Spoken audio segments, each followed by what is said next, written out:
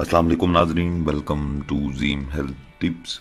नाजरीन, आज की इस वीडियो में मैं आज एक बहुत ही कीमती नुस्खा आज आपकी खिदमत में पेश करने जा रहा हूँ। ख़ास तौर पे मेरी ख़वातीन, वो ख़वातीन बहनें जिनको हमल जो है वो नहीं हो रहा या जो औलाद से महरूम हैं, ख़ास उनके लिए आज की वीडियो है।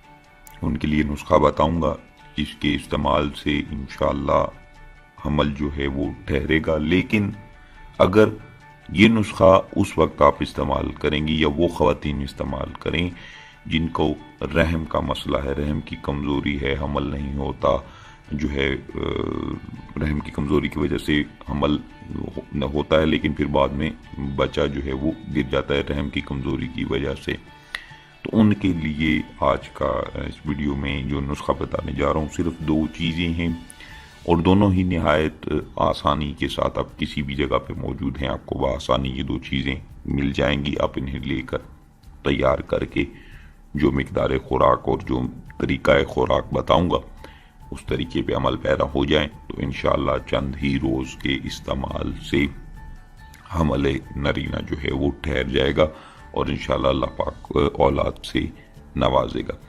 तो नाज़रीन, उम्मीद करूँगा कि तमाम व्यूवर्स को वीडियो अच्छी लगेगी, लेकिन उससे पहले गुजारिश है कि तमाम व्यूवर्स जितने भी मेरी वीडियोस को देख रहे हैं वीडियो को लाइक शेयर ज़रूर करें।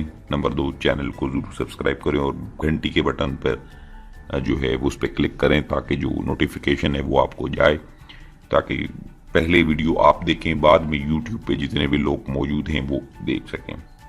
तो इसमें जो चीज़ें दो इस्तेमाल की गई हैं, नंबर 1 असगंध नागोरी और नंबर 2 शहद खालिस। शहद आप कोई भी ले लें लेकिन खालिस होना चाहिए। तो ये दो चीज़ें हैं, दोनों ही चीज़ें आपको हर जगह मिल जाएंगी। आप अगर बैरून मुल्क में हैं, यूरोप में हैं, अमेरिका में हैं, तो असगंध का जो इंग्लिश का नाम है वो भी आपको बता दूंगा, इसकी तस्वीर भी आपको दिखा रहा हूँ, आप देख लें।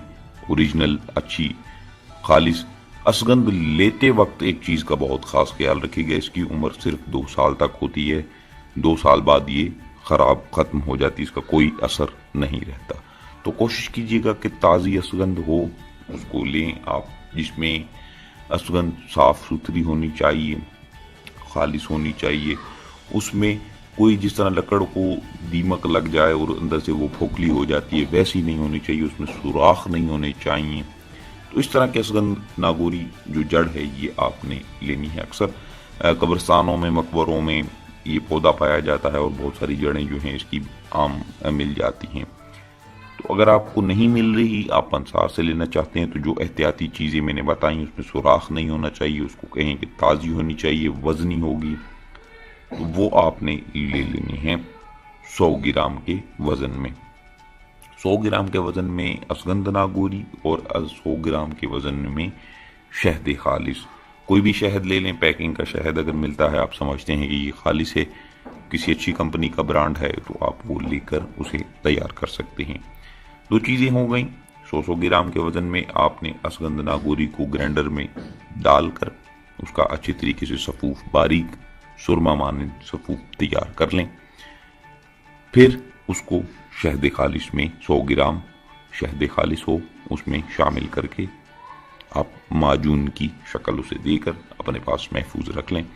खुश्क और जो नॉर्मल दर्जा हरारत पे उस चीज़ को रखें। कोशिश करें कांच की बर्तन में उस माजून को महफूज रखें। फिर आपने मिकदार खुराक जो है वो कितनी लेनी है, किस तरह से और किसके साथ लेनी है। आपने जो खुराक है